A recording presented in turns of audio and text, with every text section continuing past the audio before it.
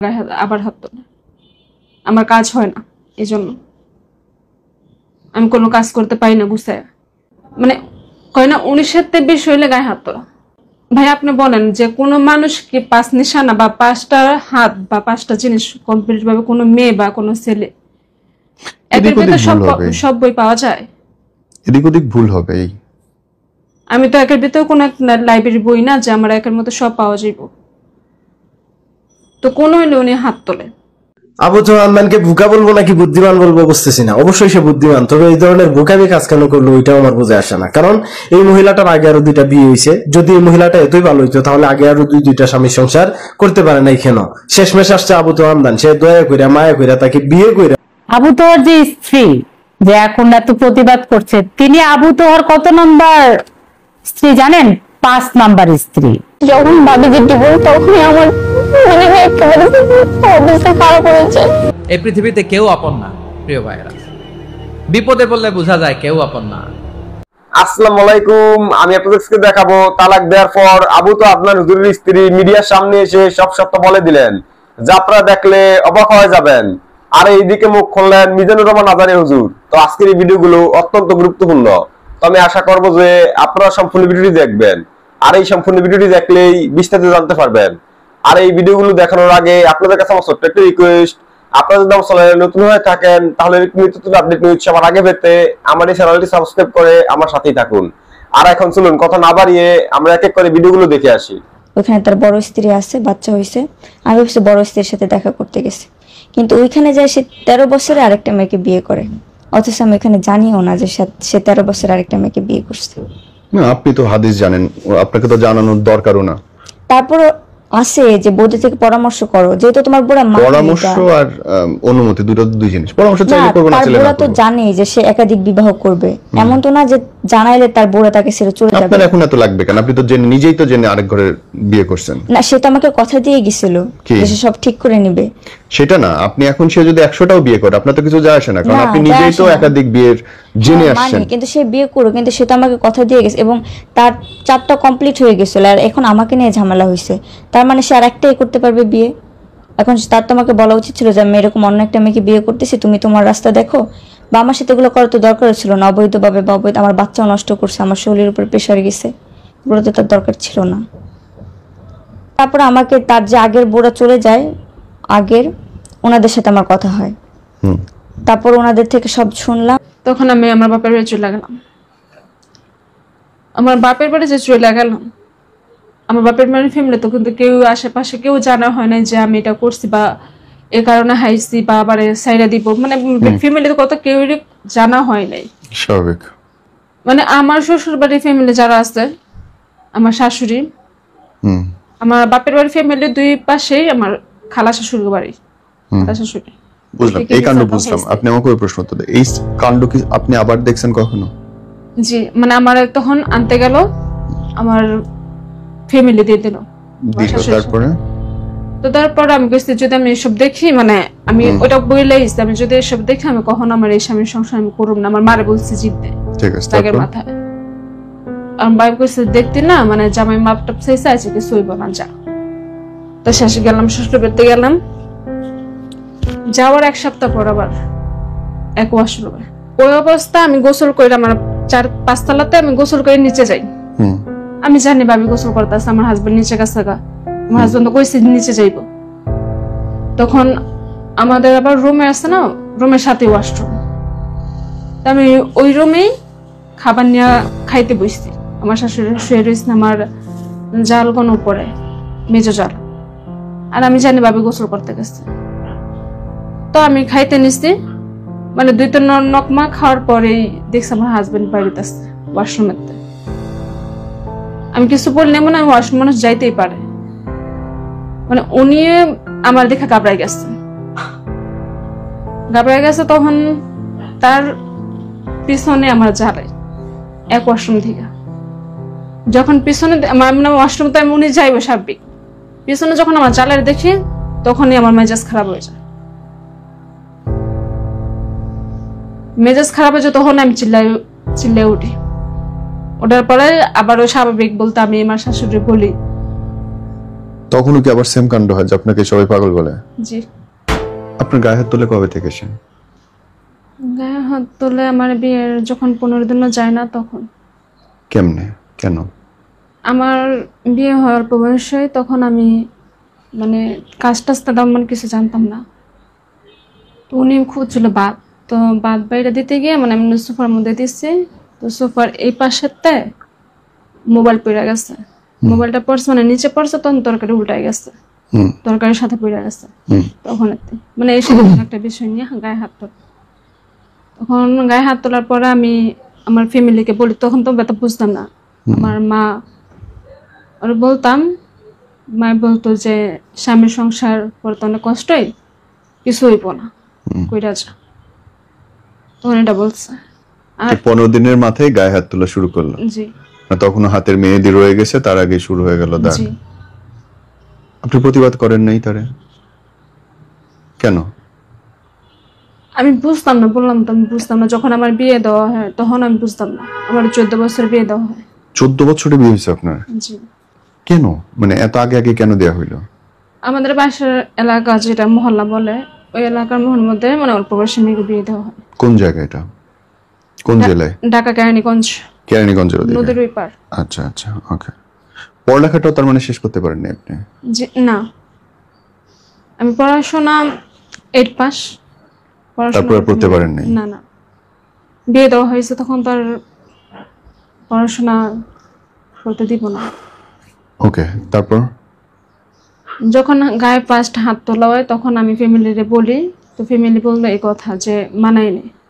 তো ব্যাস চলে গেলাম। আমার শাশুড়ি বলি, শাশুড়ি বললে কি শাশুড়ি ছেলে তুমি, উনি কইসুন ইয়া দোষ করছে বিদে তো গায়ে হাত তুলছে। আচ্ছা শেষ সাপোজ মানে তারপরে তো মানে উনি সাথে যদি আমি সত্যি কথা বলতে আমি কোনো কাজ করতে জানতাম না, বা আমি একটা পরিবেশে গেছি, আমি আমার বাপের বাড়ি ফ্যামিলিতে থাকছি একরকম, আরেক ফ্যামিলিতে গেছে অন্যরকম। তো যখন এই বাসাতে আইলাম, মানে ঘর ঝাড়ু, থালা বাটি ধোয়া, কাপড় ধোয়া, মানে আমি কোনো কিছু জানতাম না। তখন আমার কাজ হইতো না, না হইলে আমার শাশুড়ি মানে বাপ মাতে লাগালাগালি করতো। আচ্ছা। আর স্বামী গায়ে হাত তুলতো। মানে গায়ে হাত তোলাটা তখন রেগুলার হয়ে গেল? 1-2 দিন পর পরই। আচ্ছা। মানে অত্যাচারটা বাড়ায় দিল। আমি যখন কাজ জানতাম না, তো সবাই তো কাজ বাপের বাড়িতে শিখে আসে না, শ্বশুর বাড়িতে শিখে। তখন আমার বিয়ের যখন 1 মাস হইল, উনি একবার আমার গায়ে হাত মানে প্রচন্ড লেভেলে গায়ে হাত তোলে। তার 1 দিন বাদে আমি অসুস্থ হয়ে পড়ি, অনেক জ্বর। উনি আমার ডাক্তার কাছে নেওয়া যায় না, মানে ওনার কর্তব্য এতটুকু, এক বিছানা থাকলে কখনো স্বামী স্ত্রী হওয়া যায় না। মানে এটা উনি বলতেন না, আমি বলি এক বিছানা থাকলে স্বামী স্ত্রী হওয়া যায় না, একটা স্ত্রীর প্রতি কর্তব্য আছে অবশ্যই। অসুস্থ হওয়ার পরে 2 দিন ওনাদের বাসায় আসছিলাম। তখন উনি কোনো ডাক্তার বা কোনো ওষুধ বা কোনো কিছু আইনা দেয় না। তখন আমি আমার মারে ফোন দিই, আমার তখন মোবাইল আমার হাতে দেয় নাই। মোবাইল হাতে দিলে আমি হয়তো বা প্রেম করে অন্য ছেলেদের যদি জায়গা, এই জন্য ফোন আমার হাতে দেওয়া হয়। তখন আমার বাপের বাড়ি চলে যায়, আমার আব্বু আম্মু আয় নিতে, আমি তাদের বাসায় যাই। যাওয়ার 1 মাস আমি হসপিটাল ভর্তি দিয়েছিলাম। এই যে আপনি গেলেন, আপনার মা বাবা দেখলো না যে আপনি অসুস্থ? অসুস্থ বিদায় তো নিতে এসে আমার তো ওরা যে মারছে সেটা তো বলেন নাই? না, আমি ওইটা মারে বলি নাই। কেন বলছি? মানে এমনি তো জ্বর আইছে, টাইফয়েড হয়ে গেছে জ্বরে। বলি নাই কেন যে ফার্স্ট যখন গায়ে হাত তুললো একটা সামান্য একটা বিষয় নিয়ে, তখনই বলছি। তখন কি বলছিল যে মানাই নেই। তখন এই মার আবার দ্বিতীয়বার কেমনে কই, এই জন্য বলি নাই। তো বলি না বিদায় যখন 1 মাস হসপিটাল থাকলাম, থাকার পরে মানে আমি যে হসপিটাল আসছিলাম, আমার শ্বশুর বাড়িতে মানুষ তো একজন দেখতে বা একটা ফোন দিব, ফোন পর্যন্ত দিয়ে আমার বাপের মানে শ্বশুর বাড়ি থেকে খোঁজ খবর নেয় নাই। মানে একদম লাস্ট ডেট হচ্ছে মরার অবস্থা। সুস্থ হওয়ার পরে 10-15 দিন চলে গেল, আর মানে আমার শ্বশুর বাড়িতে আমার দাদারে বিয়ে করা হইলো। তখন আমার কোনো খোঁজ খবর নাই। তো সুস্থ হইলাম, হওয়ার সপ্তাহখানিক পরেই আমার শ্বশুর বাড়িতে আমার শাশুড়ি আসে আমার নিতে। আমার নিতে হ্যাঁ, আমার মাইন দেয় না প্রথম। যে আমার মায়ে অসুস্থ ছিল, আপনারা কি লেগা নিতে হইবেন। এতদিন তো ফোন দিয়ে কোনো খোঁজ খবর নেই, বা কিছুই নেই।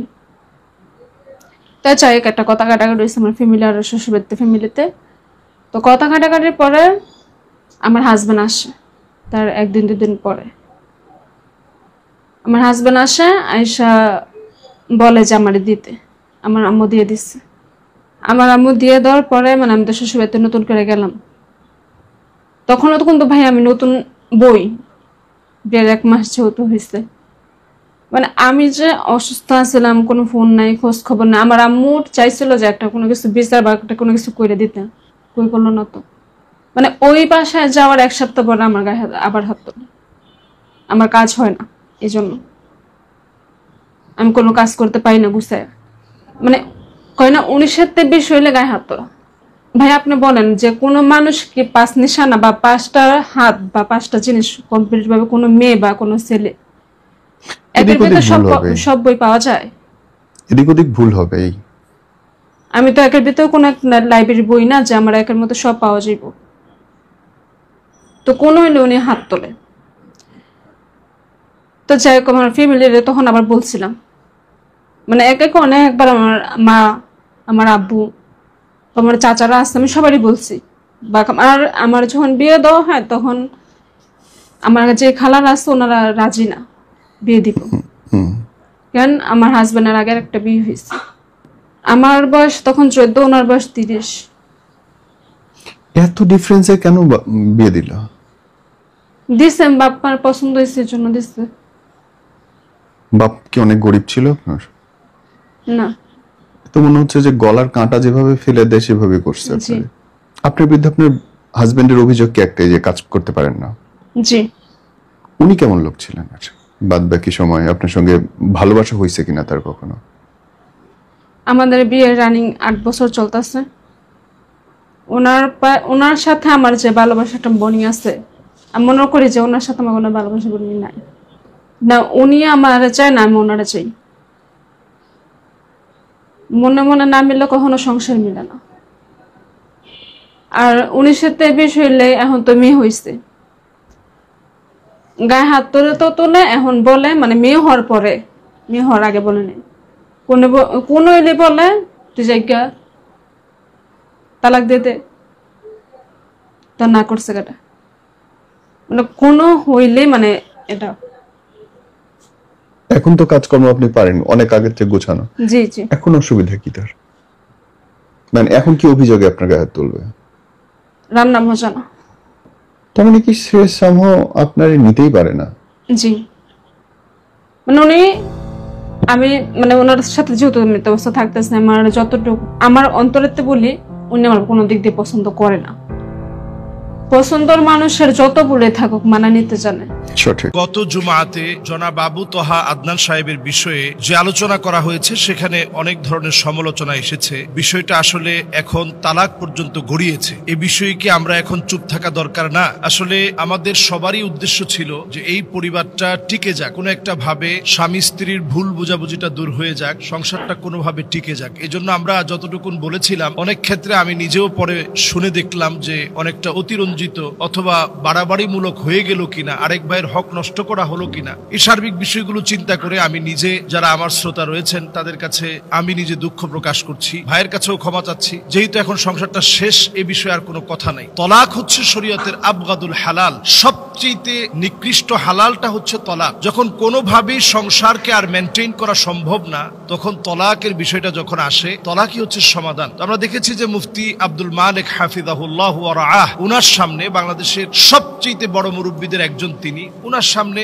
সুন্দরভাবে এটা সুসম্পন্ন হয়েছে তালাকটা। এখন আর এই বিষয়ে আমরা কোনো কাদা ছোড়াছড়ি না করি এবং কারো নামে আমরা অপবাদ না দিই, কারো দোষ ত্রুটি খোঁজার চেষ্টা না করি। যেটুকুন আমরা করে ফেলেছি সবটুকুন আমরা বাদ দিয়ে দিই। আল্লাহর কাছে আমরা এতটুকুন বলি যে দোষী তাকে আল্লাহ রাব্বুল আলামিন যেন পরিশুদ্ধ হওয়ার সুযোগ দেন। প্রত্যেককে তাদেরকে যেন আল্লাহ তাআলা চরিত্রবান বানান। ছোট ছোট যে মাসুম দুইটা বাচ্চা, এই মাসুম দুইটা বাচ্চার জিম্মাদার আল্লাহ রাব্বুল আলামিন হয়ে যান। আসলে আমরা এই দিকটা বিবেচনা করেই মূলত এই বিষয়টা নিয়ে কথা বলেছি, না হলে ব্যক্তি কেন্দ্রিক আমি কখনো কথা বলাটা পছন্দ করি না। আর যেহেতু তাদের পরিবারটা জনাব আবু তোহা আদনান সাহেবের সাবেক যিনি সুমন্দি ছিলেন, স্ত্রীর বড় ভাই ছিলেন, সে যেহেতু অনেকবার তাদের মাহফিলে আমাকে দাওয়াত দিয়েছে, এই বিষয়টায় সহযোগিতা কামনা করার কারণে সে যেহেতু সাহায্য চেয়েছে যে এই বিষয়টা একটু যদি আমি কথা বলতাম, এবং তাদের কাছ থেকে আমি সার্বিকভাবে শুনে মনে করলাম যে বিষয়টা নিয়ে কথা বলি। হতে পারে যে এই কথাগুলোর দ্বারা সংসারটা হয়তো টিকে যাবে। তো কদারাম মাকদুরা, আল্লাহ তাআলা যেটা চাবেন সেটাই হবে। ফাআলুল লিমা ইউরিদ, আমরা শত চেষ্টা করেও অনেক সময় অনেক ভাঙন আমরা ফিরাতে পারবো না। অনেক সময় দেখা যাবে আমাদের সামান্য চেষ্টায় একটা ভাঙন ফিরে যাবে। তো যাই হোক, আমরা উভয় পরিবারের কল্যাণকামী আমরা দোয়া করি আল্লাহ রাব্বুল আলামিন এই দুই পুরা পরিবারের যে সন্তান আল্লাহ তাআলা দিয়েছেন, এই সন্তানদের আল্লাহ তাআলা যেন জামিনদার হয়ে যায়। এই সন্তানদের জন্য আল্লাহ রাব্বুল আলামিন যেন রহমতের চাদর বিছিয়ে দেয় এবং আমরা কাদা ছোড়াছুড়ি একেবারে বন্ধ করে দেই। বাংলাদেশে এখন অত্যন্ত গুরুত্বপূর্ণ অনেক ইস্যু রয়েছে, যে ইস্যুগুলোতে এখন আমাদের মনোযোগী হওয়া প্রয়োজন। আর সত্য একদিন উদ্ভাসিত হবে, তখন কে অপরাধী এটা আমরা অটোমেটিক্যালি বিষয়টা বুঝবো। সত্য উদ্ভাসিত হওয়ার আগে আমরা কাউকে ব্লেম না দিই, অপরাধী না বানাই। যেটুকু আমরা করে ফেলেছি আল্লাহর কাছে আমরা ক্ষমা চাই। কখনো ডিভোর্সের ব্যাপার বাহিরে নিয়ে আসবেন, যত পারা যায় ঘরে ঘরে সমাধান করবেন। আমি আসিফ একটা কথা আপনাকে পাথর খোদাই করে লিখে দিতে পারবো, স্বামী স্ত্রীর সম্পর্ক পুলিশ দিয়ে টেকে না, মামলা হামলা দিয়ে হয় না। স্বামী স্ত্রীর সম্পর্ক বৈঠক দিয়ে টেকে না। স্বামী স্ত্রীর সম্পর্ক মামলা, কোর্ট, হাজিরা, জজ, উকিল, ব্যারিস্টার, পুলিশ, র্যাব, আর্মি এইসব দিয়ে টেকে না। স্বামী স্ত্রীর সম্পর্ক এটা চার দেয়ালের সম্পর্ক। যতদিন এটা চার দেয়াল আছে, উভয়ের মাঝে আছে, ততদিন এটার দাম আছে। যখনই এইটা বাহিরে যাবে, থার্ড পারসন নাক গলাবে, পুলিশ কথা বলবে, উকিল কথা বলবে, একদম জজ কোর্টের সামনে মামলা যাবে, কসম খোদার সম্পর্ক টিকবে তো দূরের কথা, একে অপরের শত্রু হয়ে যাবে। ঠিক কিনা বলেন? ভাই আপনি থাকবেন না, ওকে আপনি ডাকেন, ডেকে বুঝায় বলেন তোমার এই অন্যায়ের জন্য আমার পক্ষে তোমার সঙ্গে থাকা আর সম্ভব নয়। এক নাম্বার সলিউশন, আমরা মিউচুয়াল আন্ডারস্ট্যান্ডিং এ আসি। তুমি তোমারটা সামলায় নাও, আমি আমারটা সামলে নেই। আমি তোমার কোনো অপরাধ কাউকে বলতে যাব না। তুমি তোমার মতো বিচ্ছেদ নিয়ে আজীবন তোমার মতো থাকো। কাউকে মন ছেলে বিয়ে করো অথবা একা থাকো, দ্যাটস ইউর ওন ডিসিশন। এবং আমাকে আমার অবস্থায় ছেড়ে দাও। বাচ্চা থাকলে সমাধান করেন, যে বাচ্চা কখন কার কাছে থাকবে, কেমন লালন পালন হবে, সমাধান করেন। ঘরে সলিউশন করবেন, বাহিরে যাওয়ার কোনো প্রশ্নই আসে না। কিন্তু আপনি যখন দেখবেন মেয়ের মা বাড়াবাড়ি করছে, মেয়ের বাপ বাড়াবাড়ি করছে, মেয়ের ভাই বাড়াবাড়ি করছে, অথবা পরিস্থিতি এমন যে কেমন যেন একটা রেশারেশি ভাব, ফাইট ভাব, সবাইকে ডাকেন, দেখি সুস্থভাবে দুই পরিবারে কে কে থাকবে? মেয়ের পক্ষের বাবা মা সর্বোচ্চ ভাই, ছেলের পক্ষের বাবা মা সর্বোচ্চ ভাই থাকলে ভাই, অথবা অন্য কেউ নয়, জাস্ট আপন যারা কলিজার সম্পর্কে বসায় কথা বলেন যে আমাদের মাঝে আমরা কিছু প্রবলেম ফেস করছি, এবং এমন প্রবলেম যা আসলে বলা সম্ভব নয়। আমরা বিচ্ছেদ চাই, আমরা একসঙ্গে থাকতে চাই না, অথবা আপনার একার ডিসিশন, আপনি বলেন যে আমি থাকতে চাই না। এখন আপনাকে বলবে তোমার ওয়াইফের অন্যায় কি, খুলে বলতে হবে। বিশ্বাস করবেন, একটা কথা অলওয়েজ মাথায় রাখবেন, ব্যক্তিত্ব সম্পন্ন পুরুষ তার ওয়াইফের চরিত্রহীনতার গল্প কাউকে বলতে পারে না। বলবে কেমনে? আমার বউ তো এটা, কেমনে বলবে? স্বামী গিয়েছে আদালতে মামলা করার জন্য, মামলা বলতে গিয়েছে আর কি, গিয়ে বলছে যে আমি আমার ওয়াইফকে ডিভোর্স দিব, আমি কাগজ চাই। তো জিজ্ঞেস করলো কাজী সাহেব যে কি ব্যাপার, আপনি তালাক দিবেন কেন ডিভোর্স দিবেন? হাজবেন্ড বলতেছে যে আমার ওয়াইফ, সে এখনো আমার ওয়াইফ, যেহেতু সে আমার ওয়াইফ, আমি তার নামে বদনাম কেমনে করবো? আমার ওয়াইফ। তালাকের ডিভোর্স লেটার নিয়ে চলে আসছে। যখন তালাক দেওয়া শেষ, তালাক হয়ে গিয়েছে, 90 দিন হয়ে গিয়েছে, তখন আবার জিজ্ঞেস করছে যে আপনি আপনার ওয়াইফকে তালাক দিলেন কেন, কারণটা কি? বলছে যখন তিনি ওয়াইফ ছিলেন তখন তো আমি বলি নাই, আর এখন তিনি আমার জন্য গায়রে মাহরাম, তিনি আমার জন্য একদম অপরিচিত মেয়ের মতো একজন, তো আমি একজন গায়রে মাহরাম অপরিচিত মেয়ের নামে বদনাম কেন করতে যাব? This is called a strong personality. যা হয়ে যাবে, কারো সম্মান নিয়ে আমি খেলতে যাব না। কিন্তু যখন দেয়ালে পিঠ থেকে যাবে, কিছু করার মতো আর নেই, তখন আপনি অ্যাকশনে যাবেন। কারণ ইসলাম আপনাকে ডিফেন্স শিখিয়েছে, আগে সমাধান করো, সুষ্ঠু বিচার করো। যদি কেউ তোমাকে ব্যক্তিগত অ্যাটাক করে, তখন তাকে বুঝিয়ে দাও সে আসল হিরো নয়, তুমি আসলে হিরো, ঠিক কিনা বলেন? যদি কোনো স্বামী তার স্ত্রীকে কষ্ট দেয়, আঘাত করে, জুলুম করে, নির্বিচার করে, অথচ ওয়াইফটা অনেস্ট অ্যান্ড লয়াল, এমন ওয়াইফের সঙ্গে যে স্বামী খারাপ ব্যবহার করবে, তার জীবনের সর্বপ্রথম আযাবটা হবে এরকম যে আল্লাহ তাআলা তার জীবন থেকে সমস্ত সুখ কেড়ে নেবেন, সমস্ত শান্তি আল্লাহ কেড়ে নেবেন। এর কারণটা হচ্ছে পৃথিবীর সিস্টেম আল্লাহ তাআলা এমন করে বানিয়েছেন, কখনো কেউ কাউকে কষ্ট দিয়ে নিজে সুখী হতে পারে না, কারো মন ভেঙে দিয়ে কেউ তার নিজের মনের শান্তি খুঁজে পায় না, ঠিক কিনা বলেন? অনেকেই বলে দেখবেন ধোঁকাবাজরাই সুখে থাকে, অনেকেই বলে বেঈমানরাই সুখে থাকে, অনেকেই বলে নিমক হারামরাই দিন শেষে আরামে থাকে। আমি বলতে চাই, আপনার বাস্তবিক চক্ষু অর্থাৎ আপনার চামড়ার চোখ যা আপনি দেখছেন বাহ্যিক রূপে, তা আপনাকে ধোঁকা দিতে পারে। সর্বদা তা দেখবেন না যা দেখানো হয়, তা দেখবেন যা লুকানো হয়। মাথায় রাখবেন, আল্লাহর খেলা বড় খেলা, আল্লাহর ধরা বড় ধরা। আল্লাহ কাউরে ধরে না, ধরলে কিন্তু আল্লাহ ছাড়ও দেয় না, ঠিক কিনা বলেন? আল্লাহ ছাড় দেন কিন্তু ছেড়ে দেন না। অতএব মাথায় রাখবেন, যেই স্বামী তার স্ত্রীকে কষ্ট দেয়, বাজে ব্যবহার করে, তার মনের সুখ কেড়ে নেয় একজন, আওয়াজ দিয়ে বলেন সবাই, তিনি কে? কোরআনে আল্লাহ তাআলা বলেছেন, ওয়াশিরুহুন্না বিল মারুফ। একজন পুরুষের কাছে সবচেয়ে উত্তম ব্যবহার পাওয়ার যোগ্য হচ্ছে তার ওয়াইফ। আপনি যখন বিয়ে করেছেন, একটা মারাত্মক হাদিস বলছি, খুব ভালো করে শুনবেন। আল্লাহর রাসূল সাল্লাল্লাহু আলাইহি ওয়াসাল্লাম বলেছেন, একজন পুরুষ বিয়ে করার পরে তার মায়ের হক পিছনে হয়ে যায়, বাবার হক পিছে চলে যায়, বোনের হক পেছনে, ভাইয়ের হক পেছনে, বন্ধুর হক পেছনে, আত্মীয়র হক সব পেছনে।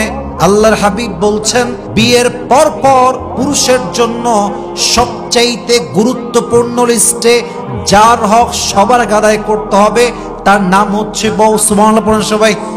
আমি আশা করছি আপনারা সম্পূর্ণ ভিডিওটি দেখেছেন। আপনাদের যদি বিষয়টি নিয়ে কোনো মতামত থাকে আমাকে অবশ্যই কমেন্টে জানাবেন। তো দেখা হচ্ছে পরবর্তী ভিডিওতে। সে পর্যন্ত সবাই ভালো থাকবেন, সুস্থ থাকবেন। আল্লাহ হাফেজ।